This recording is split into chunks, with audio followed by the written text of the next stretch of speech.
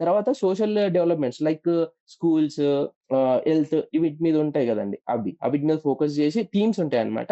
వాటి మీద ఫోకస్ జేసి చదువుకుంటే సరిపోతుంది. దాని తర్వాత రీజనల్ ఇన్‌ఈక్వాలిటీస్ ఒస్తాయండి. అంటే మైగ్రేషన్, అర్బనైజేషన్ ఇవంటి పాయింట్స్ ఉంటాయన్నమాట. ఈ పాయింట్స్ మీద ఫోకస్ జేసుకొని చదివితే వి గెట్ అంటే దీని మీద ఇంకా మనము ఆర్టికల్స్ ఒస్తాయండి. ఎప్పటిదప్పుడు ఆర్టికల్స్ ఒస్తాయి. విజన్‌ది అర్బనైజేషన్ లైక్ ఎకానమీ నోట్ ఉంటది. సో, దాంట్లో ఏందంటే మనకి కరెంట్ అప్‌డేట్స్‌తో పాటు మొత్తం ఇస్తాడన్నమాట. డాటా అదంతా ఇచ్చేస్తాడు. So, it will be helpful for us.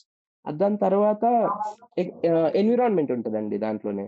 ఎన్విరాన్మెంట్‌లో we can go from like Shankar అన్న చదువుకోవచ్చు, పీఎంఎఫ్ అన్న చదువుకోవచ్చండి. 2 బానే ఉంటాయి. అది కాకుండా ఫస్ట్ పేపర్‌కొస్తే అండి ఇప్ I preferred current affairs. Completely current affairs with the static thing. And మనకి కవర్ అయ్యేది మొత్తము దీంట్లోనే కవర్ అయితుందండి.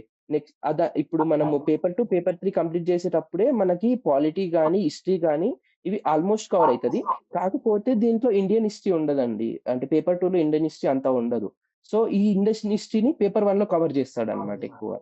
సో, మనం మోడ్రన్ కొంచెం యాన్షియంట్ మాక్సిమం మ్యాటర్ మీద ఫోకస్ చేస్తే we get maximum marks in paper 1 and maximum current affairs, then modern, then polity ఇలా ఆర్డర్ చేసుకొనొస్తే మాక్సిమం మార్క్స్ మాత్రం కరెంట్ అఫైర్స్‌కుంటుందండి ఎప్పుడైనా సరే పేపర్ 1లో.